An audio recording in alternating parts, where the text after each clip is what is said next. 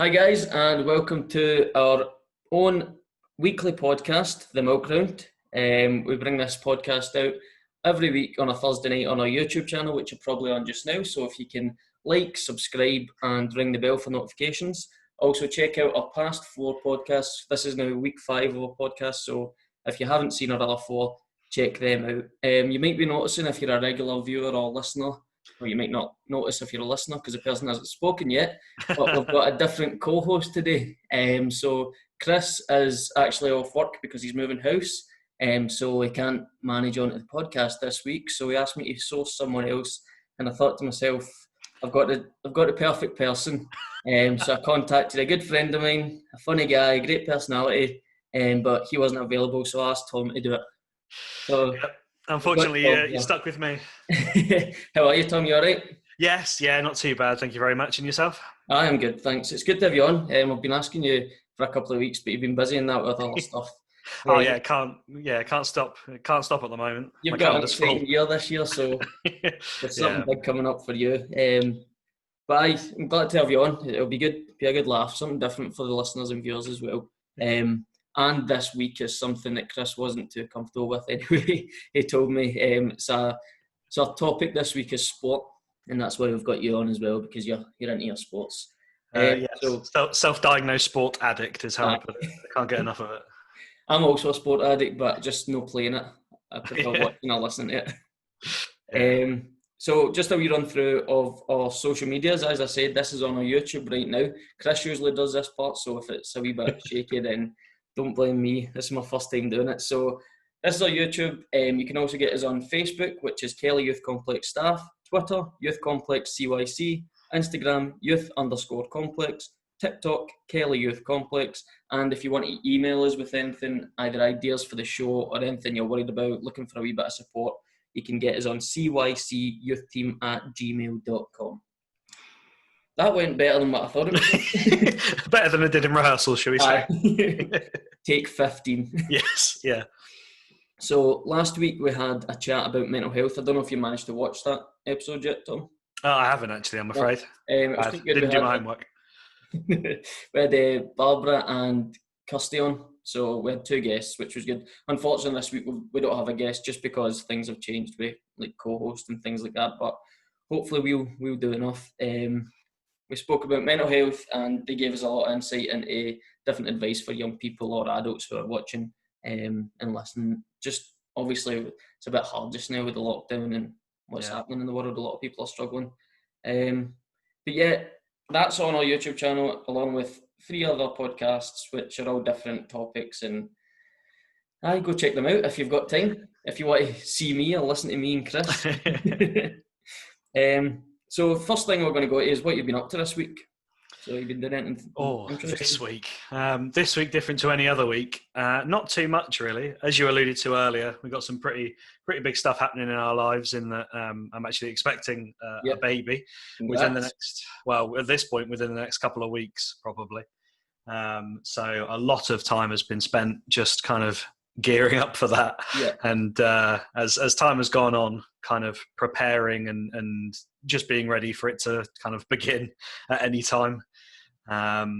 So yeah, I mean, you become, I'm not going to say a servant, but you because it's sort of, it's got to the stage where, bless her, she can't like lean down to pick up things or just the little things that you kind of take for granted every day that you might do 100 times, and suddenly she'll drop something and she'll just have to look at it because getting down there just isn't worth it. Not so happening. All those different little things, but it's preparation, I suppose, for when he comes. Because you'll be picking up a lot more. Well, if I don't, I'll be stepping on Lego pieces and everything. It could be the worst pain ever, but we won't see that in front of Shiv.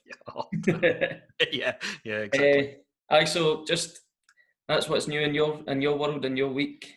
Yeah, it's both new and old, isn't it? I suppose because we've been gearing up for it for 9 months. But it looks like things are going to start, fingers crossed, opening up a little bit, doesn't it? With especially up here. So hopefully we'll be able to get back to, I won't say normality, but getting out and maybe seeing a few more people or because at the moment it's sort of just our family around the corner that we can see, and everything's a little bit, it's getting old now. After 3.5 months, it's the novelty's beginning to wear off. I know I usually annoy people a lot, but I'm really annoying. Ready for it. Aye. One of my favourite hobbies, so it is. Saving up those jokes, are you? Aye. I don't know what I'm saving up, because I've not got a great partner, so.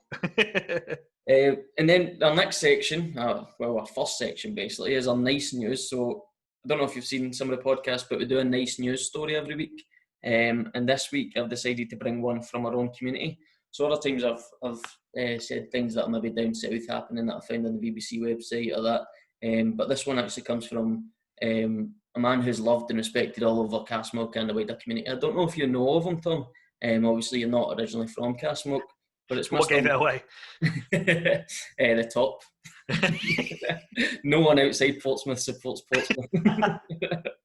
Weirdly, I know, just not to cut you off, but I think it's a manager in the Norwegian top division who's a massive Portsmouth fan. He's Norwegian and everything, but yeah. Okay. There you go. So just some random Norwegian managers. So I'll have you know, we do have one fan from outside of Portsmouth. Well, and you, so. Yeah, maybe. All right, too. So Mr. Miller, he was a minister in Castlemilk, and what he's done this week is travelled. He's done it inside his home on his bike, from Land's End to John O'Groats, which is a whopping 874 miles, and he's done that for a hospital in Zimbabwe, because he actually moved to Zimbabwe for a while. He's lived over there, and there's a hospital I'm not sure all the details, but he's possibly worked in or done some charity work in, and he's raised almost £20,000 for PPE, different things for the hospital. So that's a lovely story. I think there's something that's quite close to a lot of people in Castlemilk as well. And we try and do that because you're putting on the news every day and it's COVID or it's something, maybe obviously the Black Lives Matter movement that happened due to the murder of George Floyd over in America. So it's kind of getting a wee bit dark and a wee bit serious. So we like to bring a wee nice news story to everybody. So hopefully that's cheered a few people up. Because we're not very good at doing that with our partner. No, we end up laughing more at our own jokes, don't we? Rather than making other people laugh. That's usually what happens when we're on shift together as well. The young people are just like, nah. Yeah. How do we get rid of these? How can we get So our next section, which I'm looking forward to introducing you to, is the section that everyone looks forward to, a fan's favourite, we've come to realise, and it's what's on my telly and what's in my belly. So you just tell us a show or a movie or a series of movies you've been watching, and something you've maybe made for your dinner or a takeaway you've had or something you want to share the recipe for. So Tom, tell me, what's on your telly? Actually, at the moment we're watching Life on Mars, which is I think it's 15 years old now. Wow. BBC series of a policeman who goes into a coma and finds himself back in 1973. Right. And so he's still a police officer and everything like that, but obviously it's sort of 30 years difference. So the way that the police conduct themselves, the language that they use, kind of the relationships between different police officers and the inspectors and stuff, are all completely different. And he's kind of constantly battling with, is he in a coma? Is he not in a coma? Right, okay. Is he imagining it? Kind of what's going on? And it's fairly light watching. You can tell that it was made in kind of the early 2000s at this point. Yeah. It wouldn't fly today in terms of I don't think people would watch it. But it's I think 45 minutes an episode. Pretty PG in terms of, there's never anything graphic on it. I don't think the language is anything that bad on it. Okay. So it's on Netflix. It's an easy watch, as I say, and it might be one of those things that's actually quite good to watch in terms of looking at. Obviously, there's a lot of scrutiny and a lot of there's a magnifying glass on police behaviour at the moment. Yeah.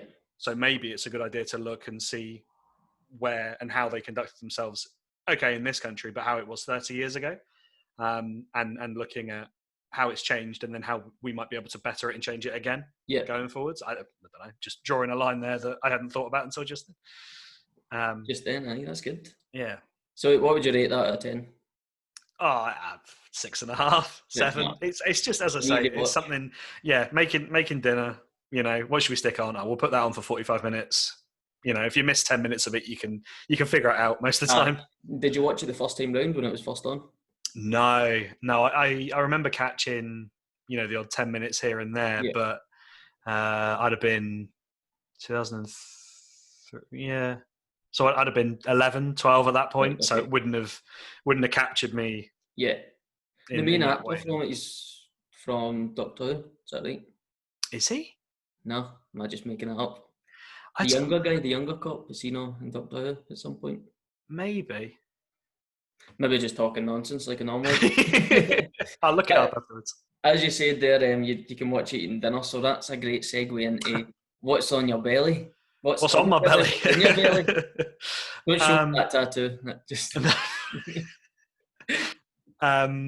I say this is the part where I was wondering what I was going to bring up for this, because we haven't eaten anything kind of exotic or different from the standard recently. What we did order in last night was a Buddies. I'm trying to think of kind of barbecue grill place. Yeah, so when you get on the 5 and it takes you down that kind of high street of shops. Yeah. It's like the other side when you go past the park and then you come around the corner. Okay. Yeah. And it's there. There used to be a big sit-in place, but now it's basically just a takeaway. Yeah. And I don't think they were that open recently, obviously because of COVID and stuff. But Shiv's been dying for a burger. Has been like for a proper, you can order one from a takeaway or whatever, but you're just going to get like a bit of cardboard and then a burger and then a bit of cardboard and then that'd be it. So yeah, she's been really crying out for a proper one, so we got that last night and that was spectacular. Right, big fan. Yeah, put some Scotch bonnets on it as well, right, which are fairly hot chili peppers, and it just hit the spot. What was your order? So it's a Bubba burger, which is 2 burgers, cheese, salad, and then Scotch bonnet peppers with it, and then the meal, so it came with drinks and chips and that. Right, okay, brilliant. What's your rating for that then? If you rated Life on Mars like a 6.5, that's got to be a 9. It's got to be 9.5. Yeah, that's a strong recommendation. Then a Buddies is one that people have to go for during once in a while, because it's, as I say, it used to be a sit-in restaurant, so it's got that kind of price attached to it. Right. Okay. And they haven't averaged that out. But yeah, if you're celebrating something and you're stuck indoors and you just think, you know what, I need a good burger. Aye. And do you find it did you guys just phone it, or is it Just Eat, or is it Uber Eats? No, I think it was Uber Eats, yeah. Right. Perfect. So that's what's in your belly. So I suppose it's my turn to go now. And what's on my telly is a series of movies that I've watched some of before, but haven't watched them the proper way you're supposed to watch them, the way that they came out. So it's the Marvel movies I've started to watch. Aye. So we just finished Captain America last night, which means we've watched Iron Man 1 and 2, missed out the Hulk because it's not got great ratings and because you don't need to watch it apparently, and because it's no Mark Ruffalo as the Hulk, it's Ed Norton, I think. I'm terrible with actors, right, honestly. Okay. Like when it comes to TV and like movies and stuff, you can say names to me and I no idea. So we watched Iron Man 1 and 2. They were great, loved them. I've seen Avengers before and I wasn't a fan of Iron Man. Just don't like the guy, but after watching these solo movies, he is a good character. Kind of makes sense a little bit more as to just why he is the way he is. Yeah. Then watched Thor, loved that. Brooke wasn't really interested in watching Thor because she was like, oh, it's going to be mythical and it's going to be a lot of nonsense fantasy stuff and things like that and gods, and I'm not really into that, but watched it and she loved it. And then last night's viewing was Captain America, the first Avenger. So we're on to the Avengers next. So that is one that I've seen and Brooke's seen some of. But I think it will be better this time around because we've watched the first 4 movies.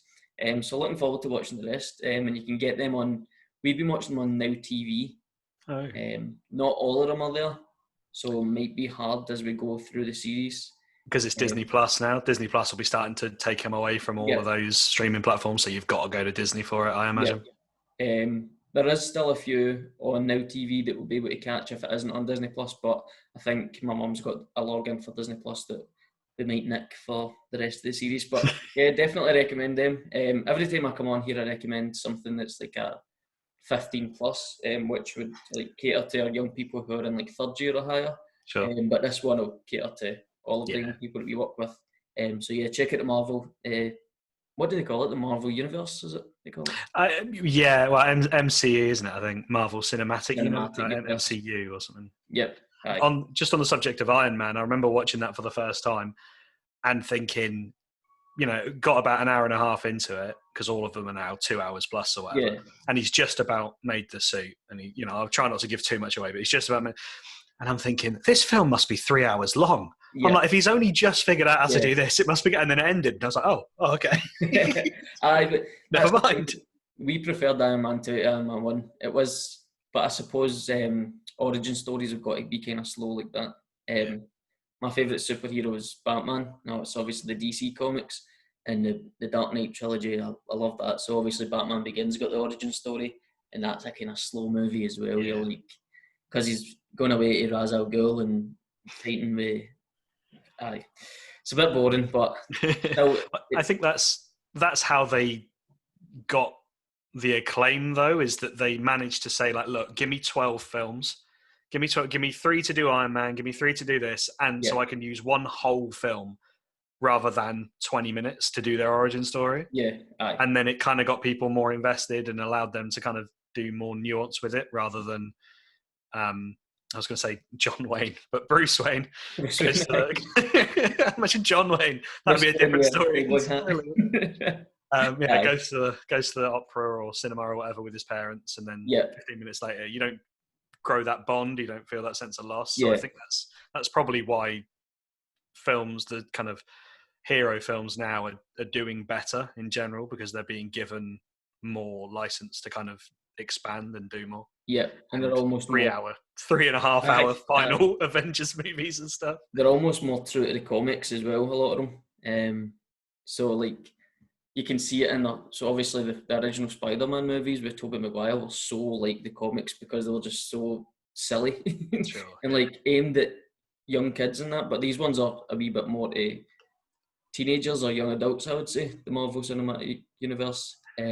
But also can be watched by young kids, which makes it good for people that have maybe grown up with the comics or read graphic novels because it kind of ties into all of them. But big recommendation for that. And then next part is what's in my belly, and it's really boring. Today I had some lunch and I decided it's boring, but it's easy to make. So this is why I'm saying it as well for young people that are watching and maybe stuck in the house and don't know how to cook a lot of different things. So what it is, it's tuna pasta I had today.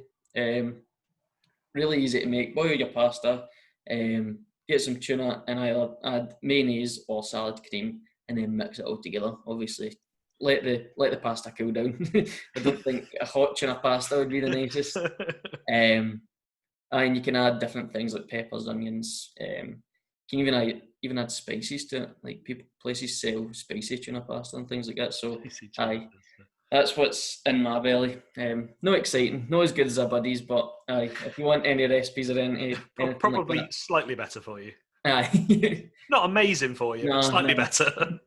I'm sure somewhere in Scotland have probably tried to deep fry a tuna pasta or something. I've managed it somehow. So yeah, that's the big section done. So if you want to leave now, you can, and I'll just cheers. Thanks for having me. But our topic this week is sport, and a wee shout out to one of our young people whose dad commented on our Facebook status this week, saying that their young person was really looking forward to this topic because he's so invested in sport. It's a young person you and I have both worked with quite closely, and we've done a lot of different sports with him. It's wee Jay. His dad's Darren does the boxing at the youth complex. So shout out to Jay. Hopefully you watch this and listen to it. So what's happening in sport this year? It's a bit crazy, isn't it? Yeah, it's all over the place. So we've missed out on the Euro Championships. We've missed out on the Olympics. Yeah, I mean it was gearing up to be a massive summer. Yeah, I mean any big international tournament summer normally is in terms of football, especially as an England fan. We're normally involved, and then we normally crash out, and we normally. How does that feel, but being involved in the tournament? Well, the saying is better than to have loved and lost. Yeah. Sometimes it's not when you get knocked out by Iceland or whatever. Yeah. Sometimes you just wish you were at home, going, you know what? If we went, we could have won it. We'd have done a job. Yeah. Well, just going on to the European Championships, obviously you guys had a good qualifying round and got through easily. How do you think you would have fared in the tournament? I'd have been happy if Southgate had played or got them to play like a similar style, because what seemed to be happening with England is they seem to finally just go, you know what, we're just going to go forward. Yep. We're just going to try and score goals, because with the centre-backs that they had and stuff, you weren't going to grind out 1-0 wins and stuff.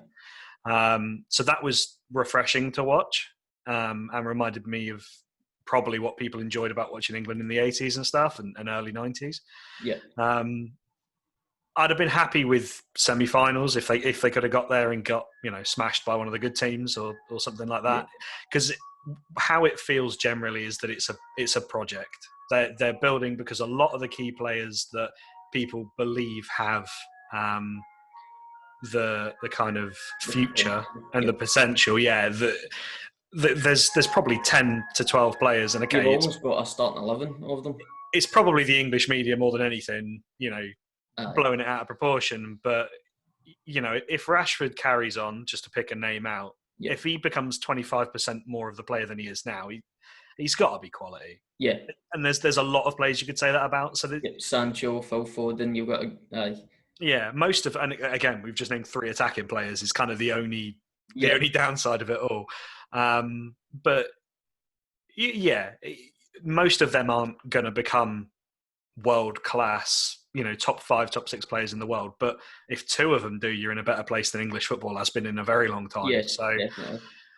It's just fun to watch England attack for once in my life. And you guys had the golden generation of football, didn't you? Like, obviously, you've grown up probably seen one of the best English football teams ever, and they didn't really do anything. Well, they did a lot, but just not very well, unfortunately. Yeah, so the thing that goes back to most of the time is the 3 of Gerrard, Lampard and Scholes. And then Scholes kind of chucked it in, and there's a lot about he was being played on the left and he didn't want to play on the left and things like that. But Lampard and Gerrard, the biggest thing you got to have in a midfield, in my opinion, is balance. Yeah. And you just couldn't get that with those 2. They both wanted to get forward too much. Yeah.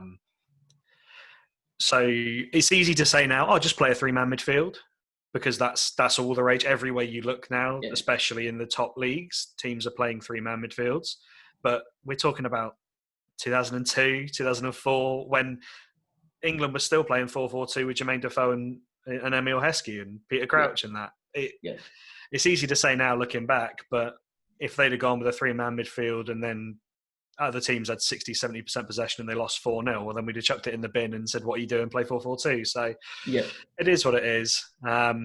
Plus, then you'd have had to keep Beckham out of the team if you're having a 3-man midfield. So it's hard to do.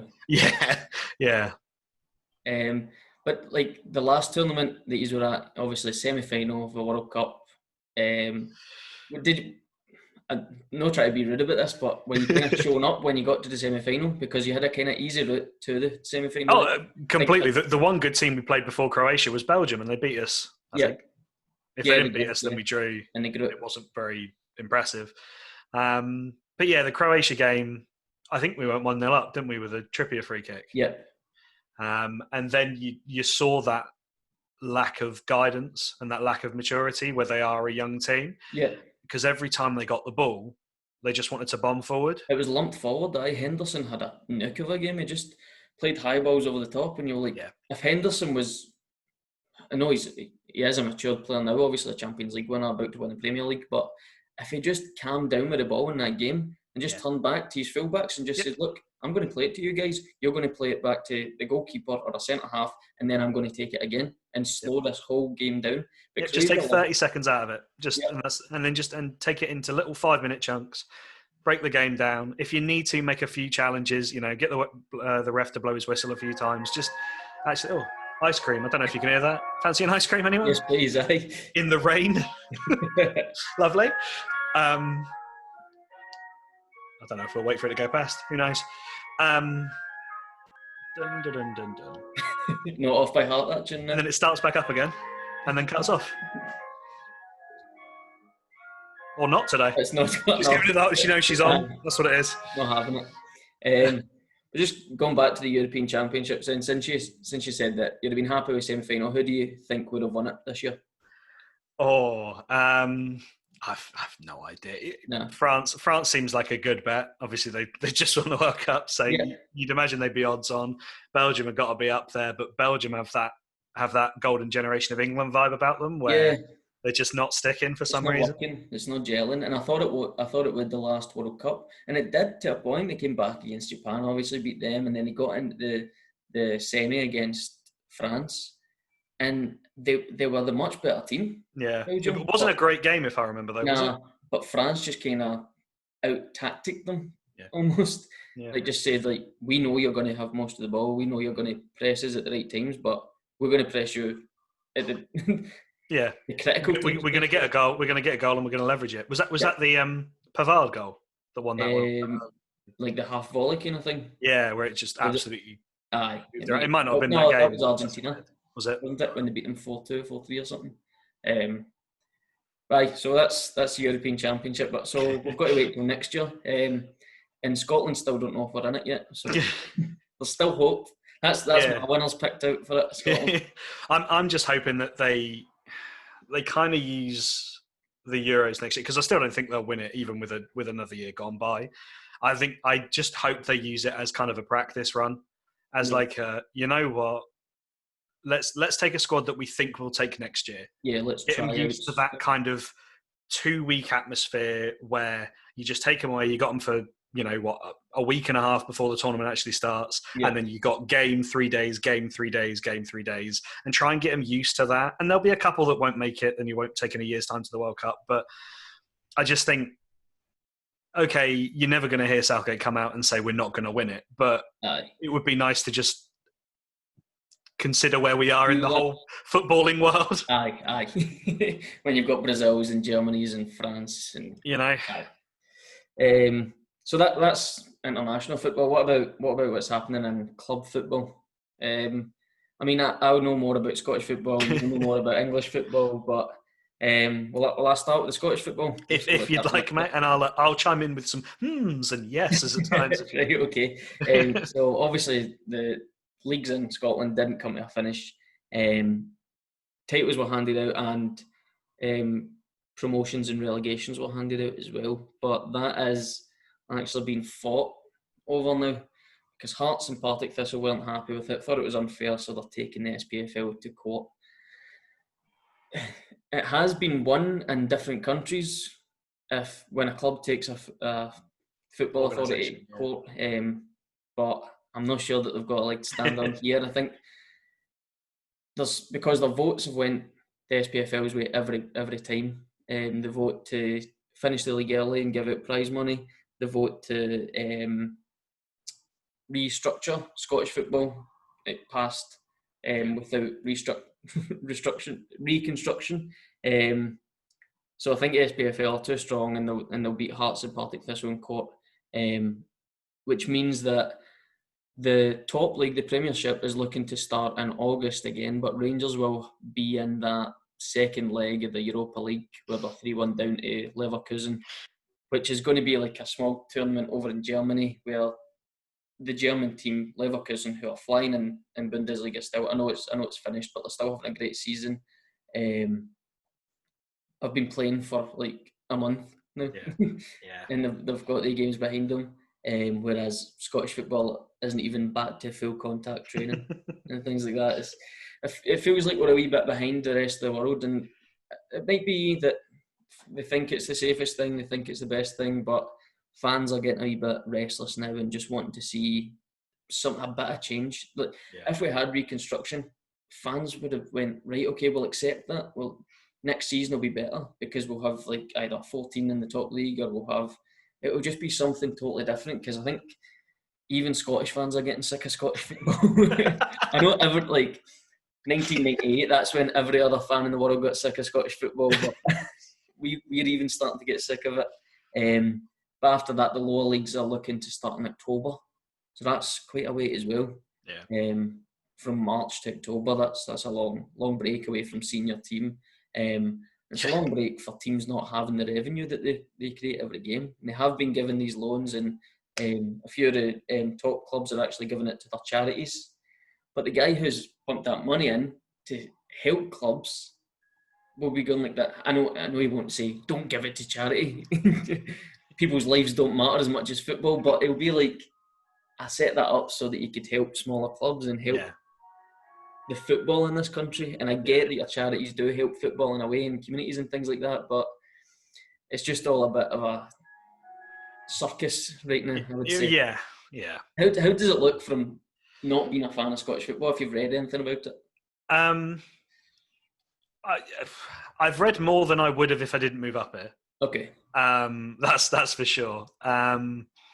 But generally, I try and stay out of it as much as possible so that I don't form an opinion on it, and I can just listen to other people, and often it's a way to actually interact with the young people is to talk to them. I mean, the first 25 questions I got asked by any young person for the first 2 months I was here was Celtic or Rangers.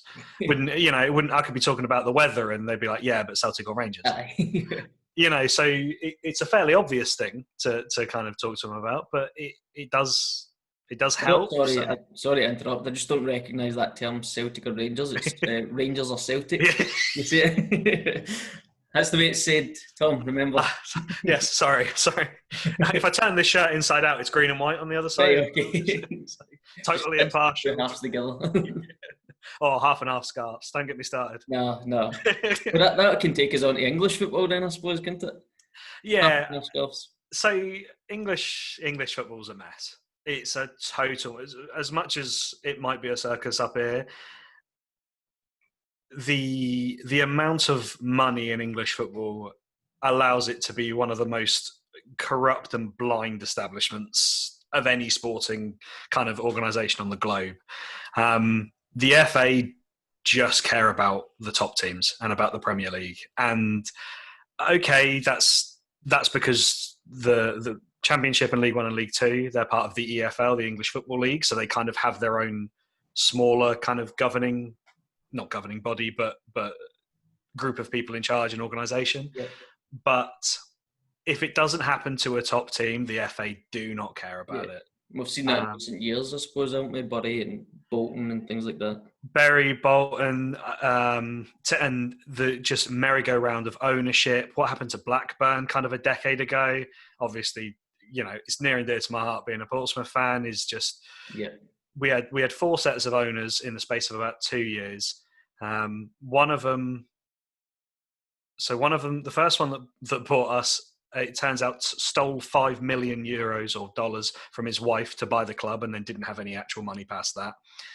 The guy that bought the team off of him probably didn't exist.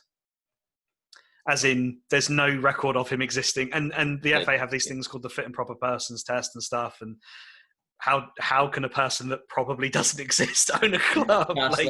What is going on? And then the guy that owned it after that, we would sell a player for £2.5-3 million, and we'd be, let's say, £20 million in debt, and then a month later we would be £25 million in debt. Right, okay. And it's where is that £3 million gone? And it basically was just any money that came in, he just took it out. Okay. And so it's just a mess. Mm-hmm. And until one of the big clubs goes to the wall for whatever reason, it's going to continue to be that way. Yeah. And the best way that I can kind of put it in is the Championship have restarted. So the league below the Premier League has restarted. And that's largely because, in my point of view, a lot of those teams have got the parachute payments. So if you get relegated from the Premier League, you get a lot of cash for like the next 3 years. So they're not they're not on the same financial footing as a lot of the teams sort of lower down than them. But equally, if they were to call that off and just say that, okay, these teams go up to the Premier League, there would be so much outrage because there is this, the money pot is the Premier League. Yeah. Even if you go up for a season and you finish 20th, you've made it.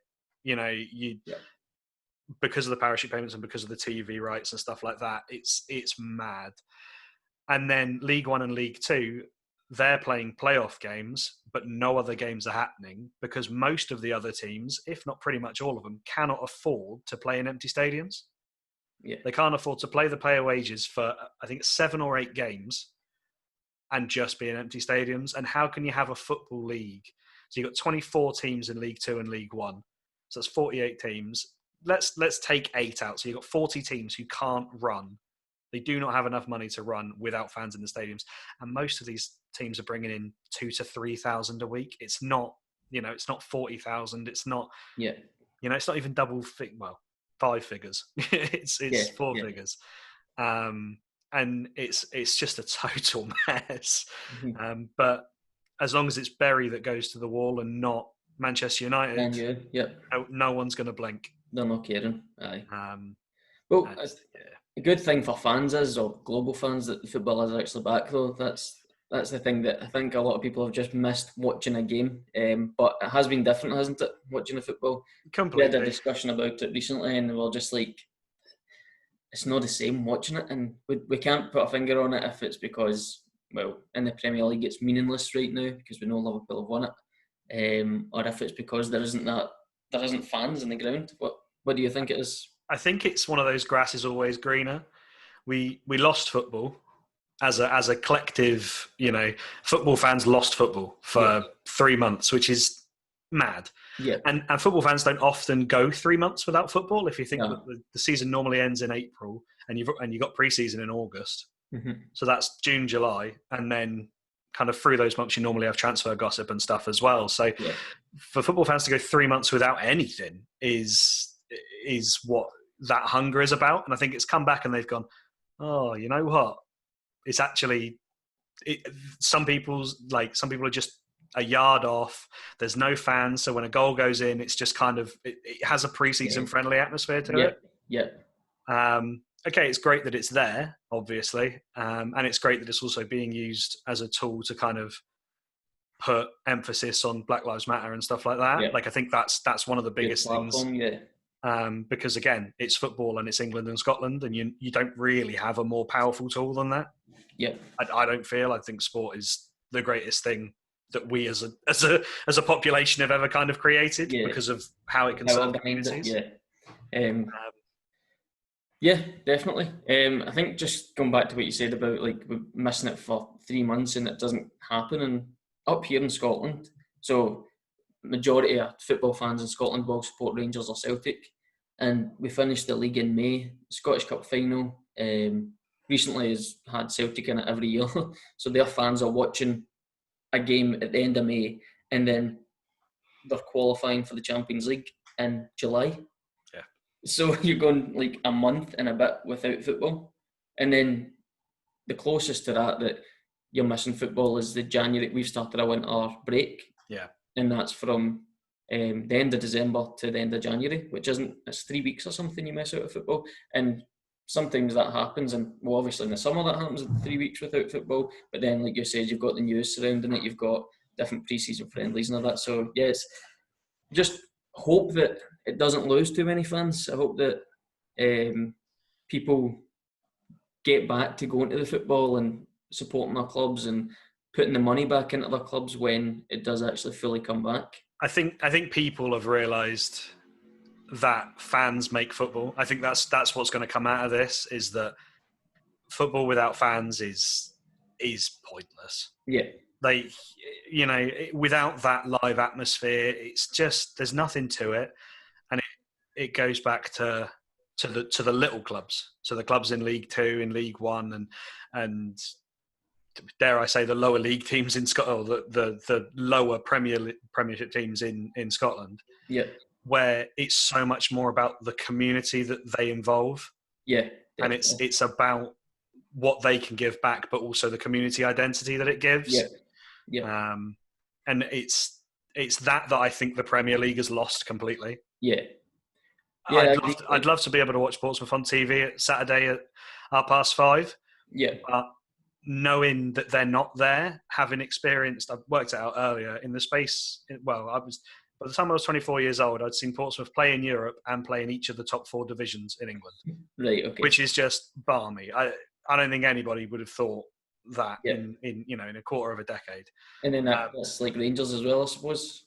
No, exactly. And there's a lot of similarities there where you when you get back up there, or in our case, when you get to League One, but you get televised a little bit more, it means so much more. Yeah. And B, those moments, you might lose 4-0, but you're like, you know what? At least we're talking about things that are on the field. Yeah, we've got a club. The amount of times I've said, I don't care. We've got a club. That goal might have been offside. That may have never been a red card. We shouldn't have sold this player. But you know what? At least we've got a club. Aye, definitely. And just, sorry, I've lost my train of thought there. No, I was just going to say, I'm wondering when the Netflix deals are going to come out for teams like Portsmouth and teams like Rangers. Yeah, I think the boat's passed. So there was a TV show. I think it was late 90s, early 2000s, called Dream Team.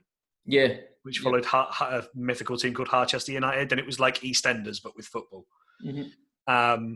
And I've constantly said, if anybody actually looked into the Portsmouth story, and Netflix, Amazon, whatever, it would put Harchester United and Dream Team to shame. You wouldn't believe the stories that had come out. But it's almost 10 years ago now. It's 10 years ago since we were in the FA Cup final against Chelsea, when we were the only Premier League club to go into administration and all of this, and that's when the descent started. And it just feels like it's just too far away now. Okay. I mean, it's got to be. You guys were what, 3 or 4 years after us? 2012. Yeah, you went into admin. Yeah. So yeah, that's quite a while, and then they've not had the cameras in there. The news stories are kind of away from it. Yeah. Aye, but Portsmouth, it's looking up a wee bit now, and you guys are in. So how's it working down south? It's a playoff, is it, for you guys? Yeah. So the playoffs are happening kind of as they were. There's talk that all of the playoff finals are still going to be at Wembley, which seems bizarre. Portsmouth actually got through to the final of, I think it's the Checker Trade Trophy still, which used to be the Johnston's Paint Trophy. Yeah, I remember that. I don't know if there's a Scottish equivalent, but it's all of the League One and League Two the teams. Challenge Cup is called what is it now? Maybe the Ramsdens, or Rangers won it once out of 4 tries, being in the bottom divisions. The Petrofat Cup it was when we won it. The really, the glory ones, isn't it? It's actually the caramel the Tunnocks Caramel Wafer Cup, I think it might be. It's something like that. It's been Iron Brew, it's been Bells, but I think we're on the Tunnocks Caramel Wafer now. So we won that last year against Sunderland, and we've actually got through to the final again this year. We're supposed to play Salford, who were actually going back to it. They're another one of those teams that have just been able to just spend money willy-nilly. They've got all the old United players, Nicky Butt, Gary Neville. It's all this. Plus 92.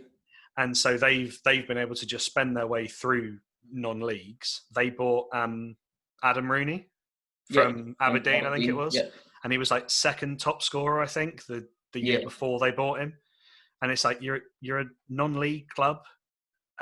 I know the finances are different in England and Scotland, but how are you affording that? Yeah.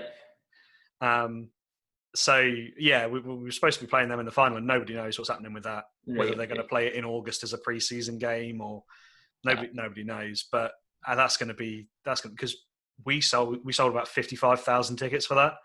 We just absolutely filled it, and now I can't imagine playing an empty stadium. I can't imagine playing at Wembley. No, empty. Like, what's the point? Just get on the park at that point. Yeah, exactly.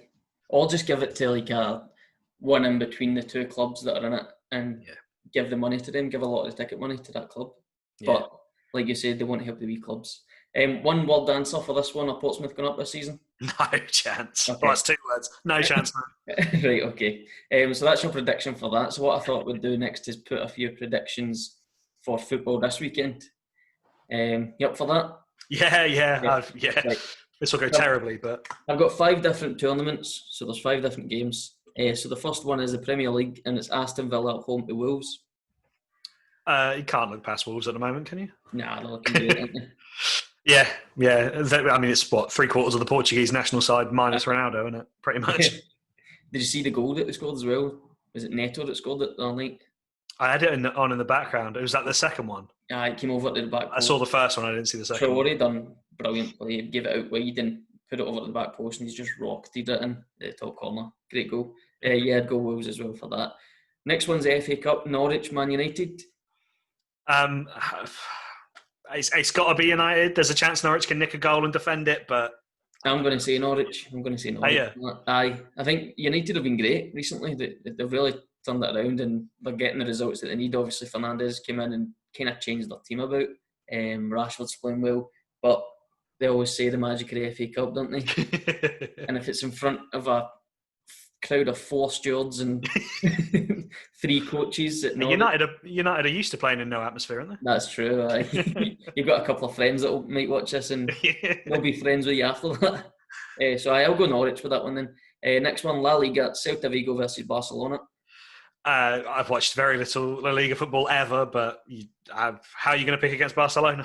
Yeah, Barcelona. They had a draw against Sevilla, done like nothing each, so goalless draw, which is strange for Barcelona not scoring in a game when they've got the magic of Messi. But yeah, I think Barcelona will do it there.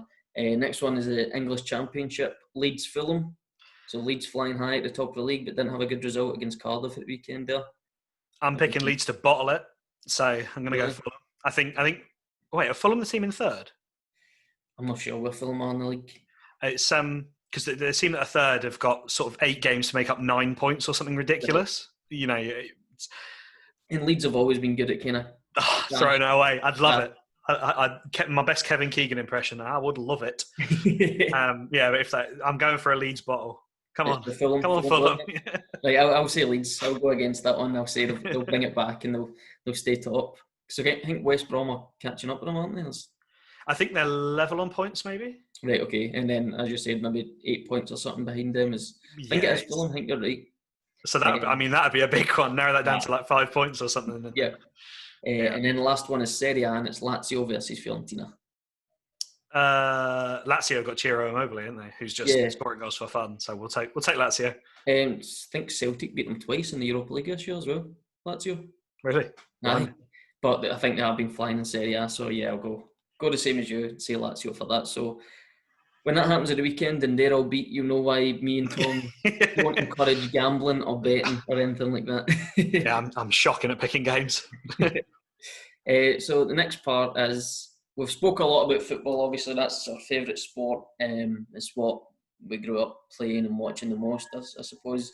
But there are other sports out there, and you're a big fan of American sports, aren't you, Tom? Unfortunately so. I can't get enough of it. Yeah, you like American football. You also play a bit of that, and you like baseball and ice hockey. Yeah, much to the chagrin of my sleeping pattern. Right, yeah. I often find me up at 1 o'clock, 2 o'clock in the morning, set an alarm or something, and wake up and watch my teams. And then you're up for work the next day. Well, that's the beauty of being a youth worker a lot of the time, mate. Is as long as you don't work in the schools, you don't start until kind of early afternoon. Right. So what's happening in America with sports? Obviously, they've got a high death rate with COVID and things like that, and it's looking bleak over there with protests and things like that. So what's happening with sports? They've basically taken none of the precautions that we have in terms of lockdown and stuff. It's difficult because obviously they're the United States of America, and a lot of states have different rules and this and that, and that's one of the things that's going to stop any sports leagues either starting or restarting. Basically, there's nothing going on in terms of sport in America right now. What they are starting to do now is put into place plans and beginning to ramp up ideas. So you had the baseball season that was about to start. We had, I think, a week before kind of it all kicked off. They decided to just not start it. So spring training is what they call it, which is like a month-long pre-season tournament and stuff. So before that started, they cancelled it. And there's been a long-standing kind of dispute between the players and the owners, where the players basically wanted to get paid an average amount of their money that they were supposed to get paid for the season for the amount of games that they're going to play, which is, in my head, a perfectly acceptable. Yeah. You know, if I was going to play 182 games and you were going to pay me 20 million, well, if we play 91 games, I want 10 million. Yeah. Half the games, half the price. What's the problem? But because they're probably not going to play it with fans in the stadiums, the owners are going to lose pretty much all the money. They're going to get sponsorship, but other than that, they're going to lose pretty much all their income. And because baseball is similar to kind of English football in the way that there's not really a salary cap, there's not, you got teams like the Yankees and the Dodgers who just spend an obscene amount of money because they have an obscene amount of people coming in. Mm-hmm. They still have these massive wages, but no income or very little income. It appears as though they've reached an agreement, and they're going to start like a 60-game season, assuming that all players can arrive and be tested and stuff, and that's early July. So that's going to be getting back underway. Basketball were, I think, maybe 10 games out from their playoffs starting. Yeah, it was close to the playoffs. And so I think they're just going to skip straight to the playoffs. Right, okay. And do their playoffs as normal, but I think they're going to go centralized to like one city or something like that. Because they travel, don't they? They play 2 games and travel. Yeah. And the playoffs in American sport, just for anyone that doesn't know, is how they reach their champion. They don't have like a league system. You take the top 8 teams or the top 4 teams or however many, and then they play each other. It's like, at that point, it's like the FA Cup or the Scottish Cup or whatever. NHL is going to a straight playoff format as well. They had about 10 to 15 games left. So they're doing the same thing where they go centralized to one city and they're going to do a playoff system. And the NFL is, the American Football League is the one that's kind of up in the air in all of this because they'd actually finished. They totally finished. Yeah. When we talk about gaps in football over here being like 3 months and that being a lot, the American football season finishes at the start of February and there isn't actually any more games until the end of August. Right, okay. So you've got like a 6-month period where they've got the draft and they've got free agency, which is like their transfer window and stuff like that, but there's no actual games for 6 months. Mm-hmm. So they actually, from that side of things, they were in a good spot. Yeah. But this has lasted a lot longer than I think they thought it would. Okay. So now normally teams would be getting together and starting their training camp, which is like 2 or 3 weeks where you just practice. And that's, you get up in the morning, you practice all day, you go to bed, you wake up. And it's a way for them to kind of get into shape. It's like it's a training camp. It's severe preseason training. Right. But there's a lot of questions as to whether preseason's going to happen at all or if they're going to have to delay it and things like that. I'm beginning to wonder if there's going to be an NFL season at all this year. I think financially they can deal with it a lot better than other sports can if they had to have no fans in stadiums.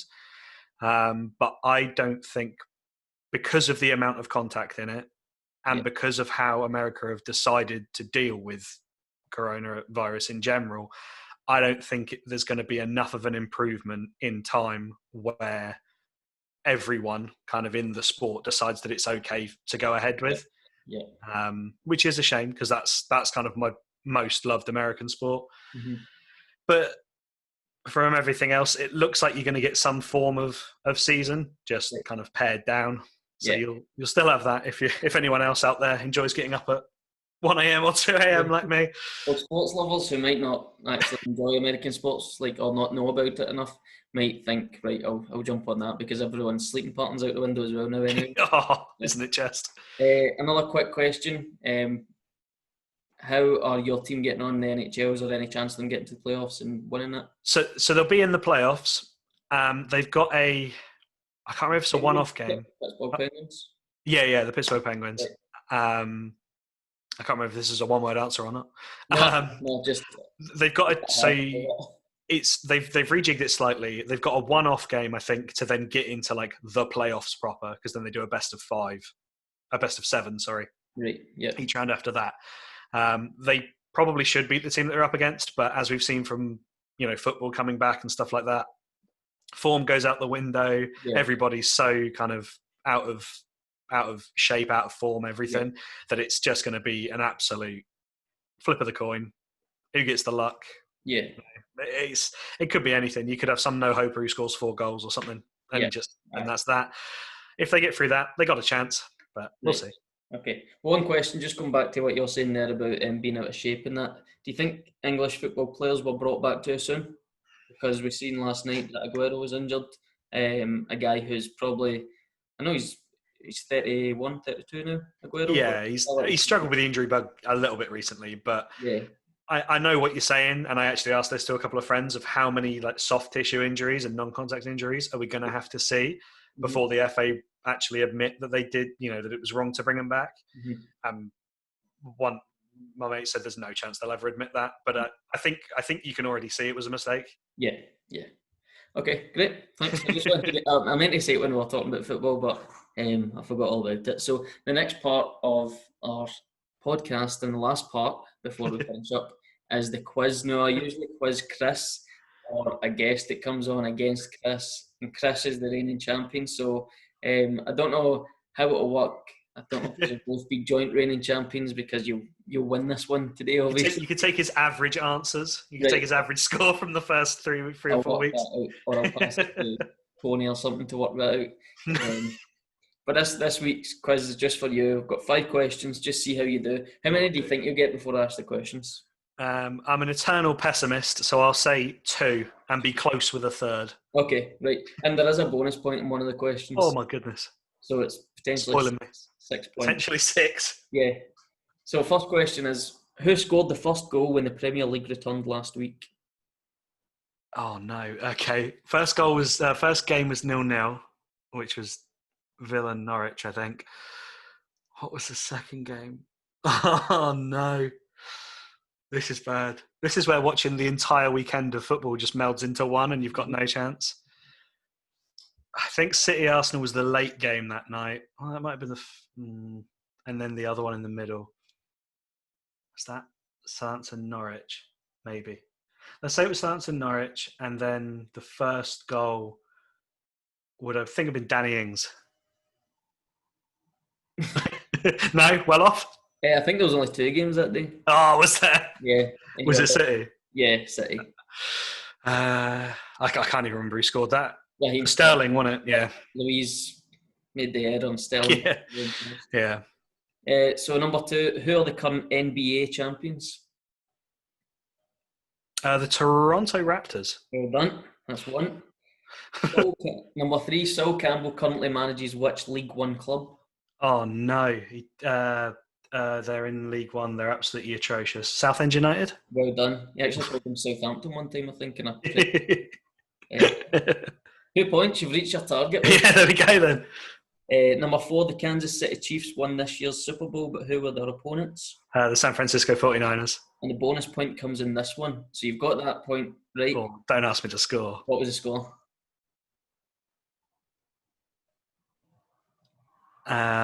Let's go.